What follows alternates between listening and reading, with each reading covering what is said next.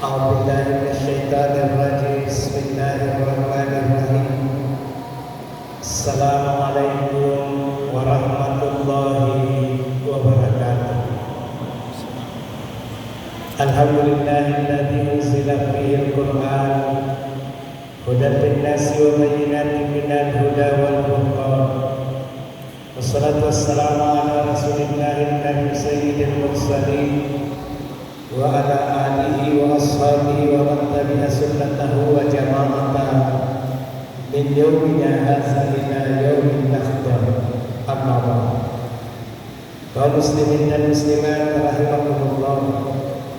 Alhamdulillah atas rahmat dan karunia Allah Subhanahu wa taala kita telah berada pada malam yang 19 bulan suci Ramadan. Seraya berdoa semoga seluruh rangkaian ibadah dan amalia Ramadan yang telah kita tunaikan diijabah oleh Allah Subhanahu wa taala. Hadirin wa hadirat, hidup dalam suasana kehidupan di zaman modern itu dengan bantuan teknologi kita menjalani hidup dengan serba mudah, serba gampang. Tidak ada sesuatu yang susah kita peroleh. Masuk di kota besar, kita tidak tahu alamat. Dengan bertanya kepada YouTube di Google, pasti kita ketemu. Ada yang kita ingin beli, kita tidak tahu di mana tokonya, apa nama barangnya. Tanya YouTube di Google, pasti dia kasih tahu. Kita mau membangun masjid atau sebuah bangunan yang indah dan megah. Kalau kita tidak tahu model apa yang bagus, tanya YouTube dan Google, serba mudah. Tapi itu yakin persoalan kekinian, dan ternyata jauh sebelumnya Rasulullah juga sudah punya Google, sudah punya YouTube. Apa YouTube-nya Rasulullah? Taraktu fikum amrayn lan tadillu ma tamassaktum bihima kitab Allah wa sunnat Rasul. Jaminan dari Rasulullah bahwa ada dua aku wariskan kepadamu. Kamu tidak akan pernah tersesat, kamu tidak akan salah jalan, kamu tetap akan istiqamah apabila kamu menjadikan dia sebagai pedoman dan pedoman hidup. Itulah adalah kitabullah wa sunnat Rasul, Al-Quran dan sunnah Rasul. Itu juga betul.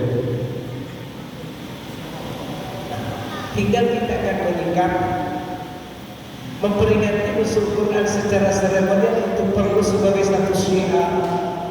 Tapi yang penting adalah kita menjadi generasi yang cinta Quran.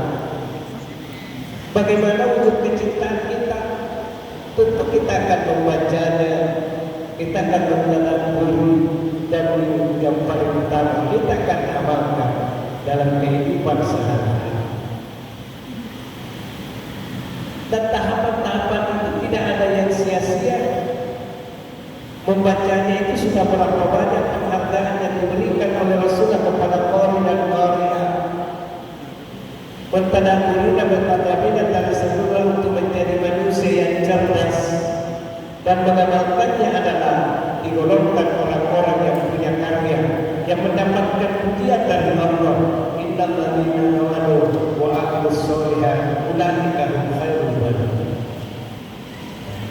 Bahkan katakan salah satu hadis, masalul mu'minin alladzina yaqra'ul Qur'an kamasalil bu'udiyah. Kata Rasul, orang mukmin yang membaca Al-Quran bagaikan unta hujan. Apa itu unta hujan? Seperti jarum, tetapi aromanya harum. Kemudian dua ta'amuhu, ternyata mengkonsumsinya adalah ilmu. Itu kalau orang mukmin baca Quran. Wa masalul ladzina mu'minin la yaqra'ul Quran. Tapi kalau ada orang mukmin sekali enggan membaca Al-Quran atau malas membaca Al-Quran, kama zalika berarti lari halaha. Kalau ada orang mukmin malas baca Quran, itu bagaikan kurma. Kenapa kurma? kurma itu tidak harum tetapi manis rasanya. Itu kalau orang tidak baca Quran. Kemudian ketika kata Rasul, masalul munafiqina yaqra'una al-Qur'an ridu'a wa barra. Kalau orang munafik yang baca Quran itu dia harum, wanginya, aromanya harum, tetapi orang rasanya paham. Yang paling jelek orang munafik tidak baca Quran. Masalul munafiqina la yaqra'una al-Qur'an. Orang munafik tidak baca Quran, la yuha wa la tidak harum, dia tidak membawa kepada kewangian dan juga rasanya manis. Pada berarti juga seorang kita untuk menjadi enak rasanya dan kita akan membawa keharuman baca Quran. Dan hasil bacaan kita pasti kita akan yakin bahwa ternyata Al-Quran sudah memproklamasikan diri.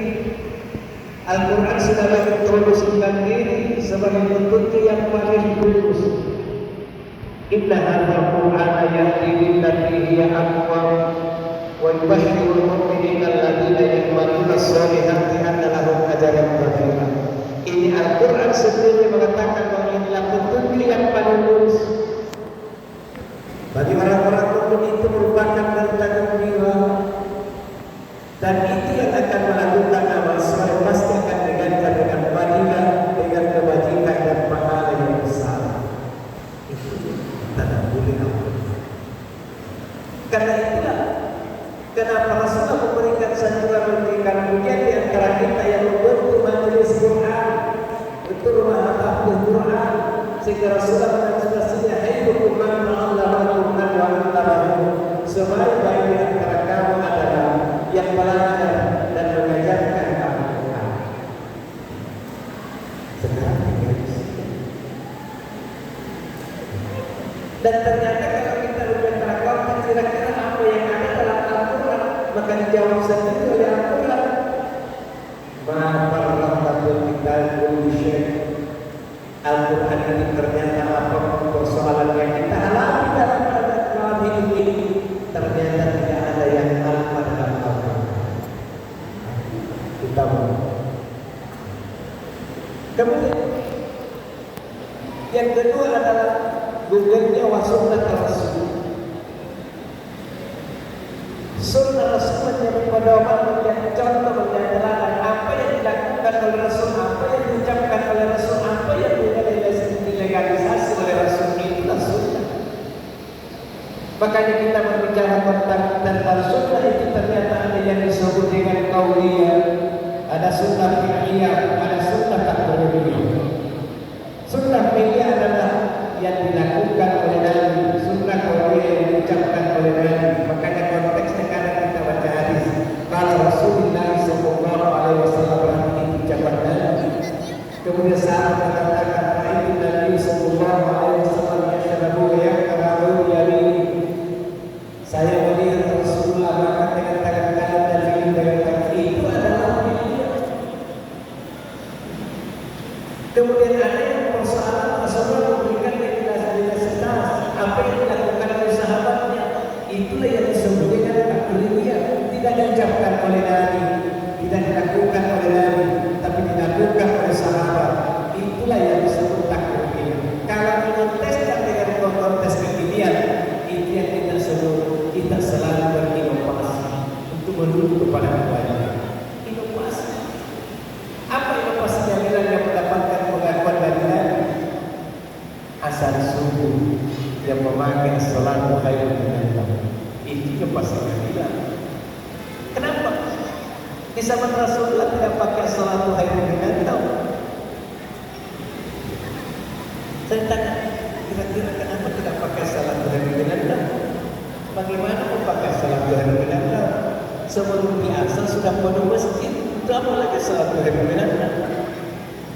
Beda dengan sekarang, sudah salatu khairun minan naum sudah ada yang ini daripada yang datang. Itu kan konteksnya berbeda.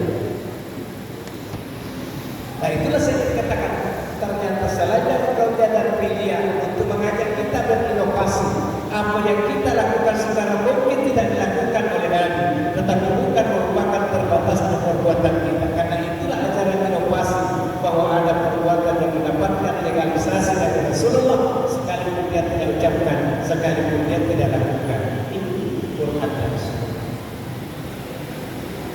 Hadirin wa hadirat, saya akan mengungkap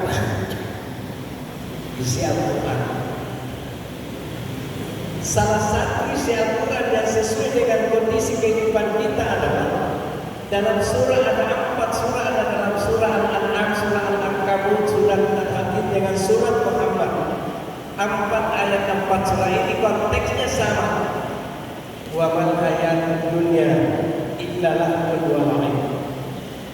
4 ayat ini menggambarkan bahwa kehidupan di atas jagat raya ini adalah permainan dan sedekah. Tapi kadang-kadang permainan apa yang kita bayangkan? Permainan basket, bola dan seterusnya. Yang disebut dengan lahwun wa la'ib dalam konteks ayat ini adalah seluruh aktivitas sesuai dengan profesi dan keahlian kita masing-masing. Makanya berdagang itu juga permainan, bertani itu permainan, masuk dalam jajaran ASN birokrasi itu permainan. Lahwun wa la'ib. Dan kita harus berhati-hati dalam bermain, karena seluruh permainan yang kita lakukan di atas jagat raya ini akan mendapatkan prize dari Allah. Bermain dengan cara yang benar dapat prize, tapi bermain dengan salah, banyak disiplin, banyak offside juga akan dapat prize.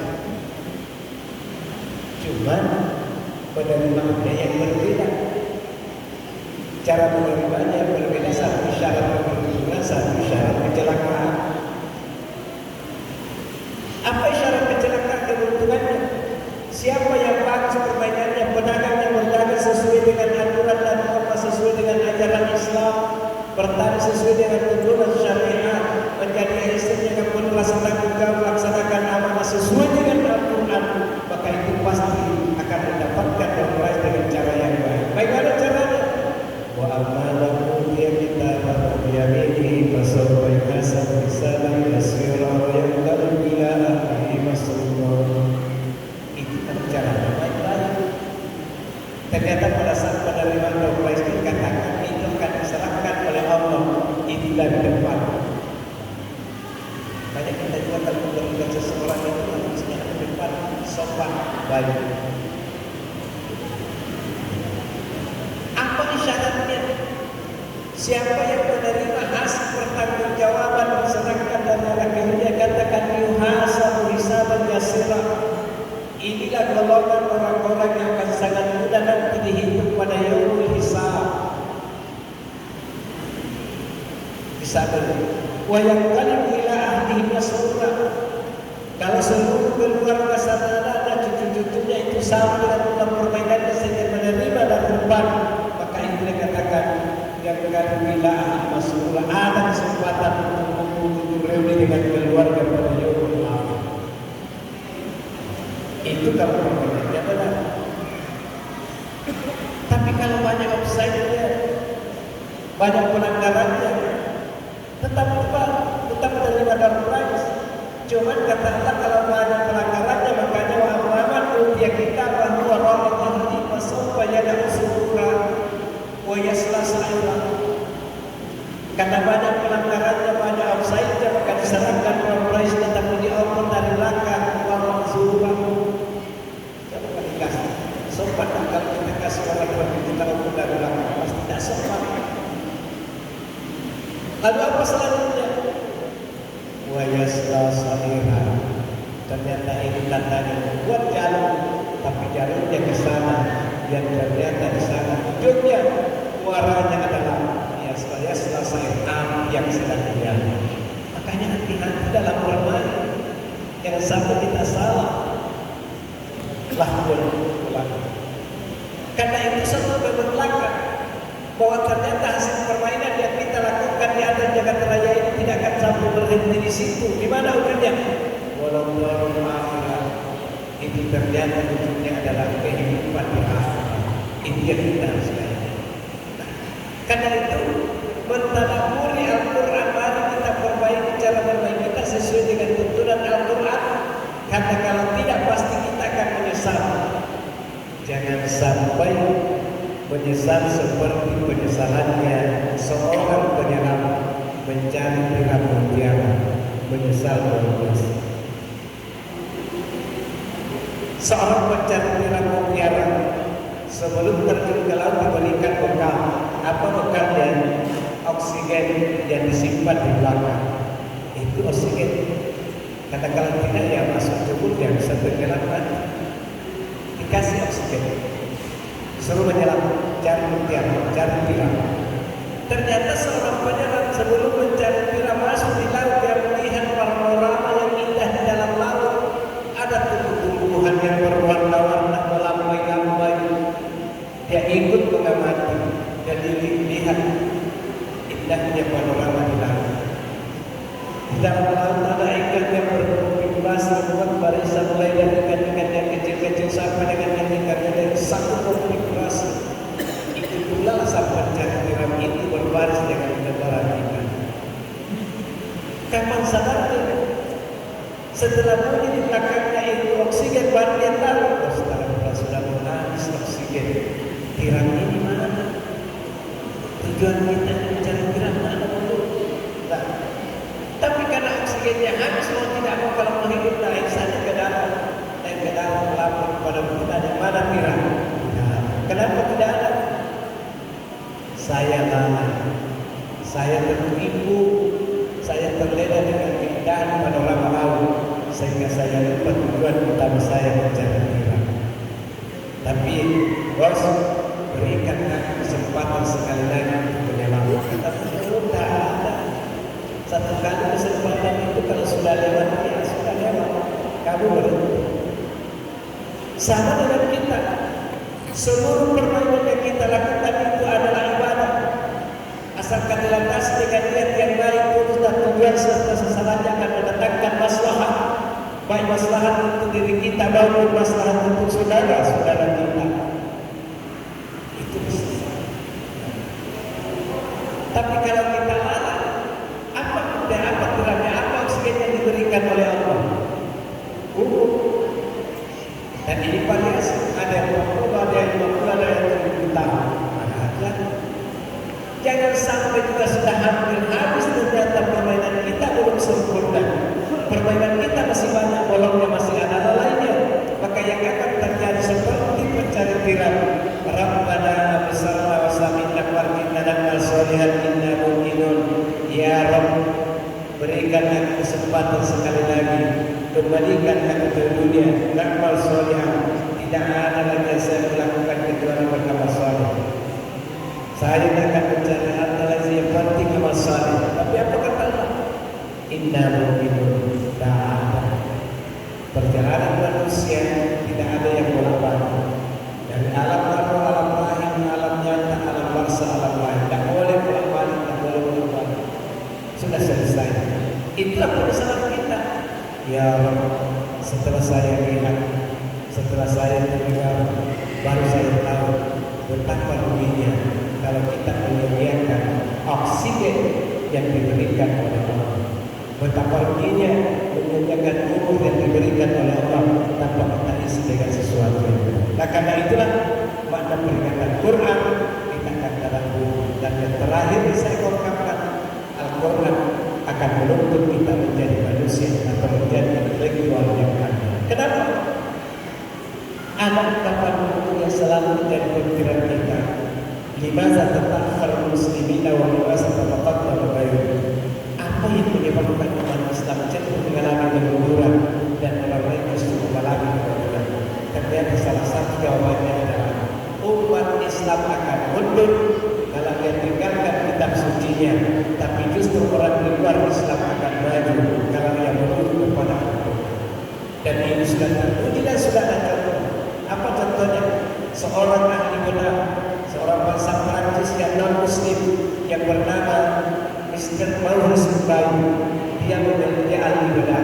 Semua mayat kalau sudah puluhan tahun lama wafatnya diberikan dia bedah, pasti dia simpulkan wafatnya ini karena shock, wafatnya ini karena ini, wafatnya sama dengan waktu dia meneliti apa penyebab matinya Fir'aun. Setelah dibedah dia Fir'aun yang temukan bahwa ternyata Fir'aun wafat akibat shock karena dia tenggelam. Makanya setelah dia melakukan penelitian dengan ilmunya, justru baru dia sadar pada jauhan nanti kami badani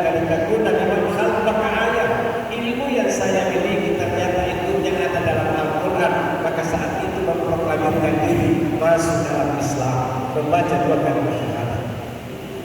Mr. Kosti, seorang penyelam di dasar laut, ternyata setelah menyelam dia takjub karena kenapa? Di dalam laut ada air tawar, ada air asin yang selalu terpisah seolah-olah ada dinding pemisah. Makanya dia takjub. Ternyata setelah dibaca dalam surah Al-Qur'an, kata Al-Mahraji hadza asbul Qur'an wa hasabil hujan. Ternyata bahwa memang di dalam Al-Qur'an gambarkan pendampingan dan tidak bercampur. Maka dia katakan ternyata hidupnya ilmu pengetahuan ada dalam Al-Qur'an. Masuk Islam. Yang terakhir, seorang peneliti ada di kepada tanah namanya Sahirul Amin.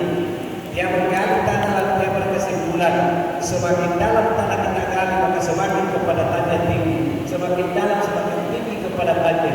Tetapi apabila terjadi ledakan di bawah dasar tanah maka pasti dia akan mengeluarkan seluruh isinya. Ternyata dia baca dalam Al-Quran, idza zulzilatil ardu zilzalaha wa akhrajatil ardu asqalaha. Ternyata dia mengatakan, ternyata apa yang saya teliti Al-Quran sudah dari dulu memberitahukan kepada Muhammad. Pantas Muhammad tahu semua. Dia tahu bagaimana kondisi laut sekalipun dia tidak punya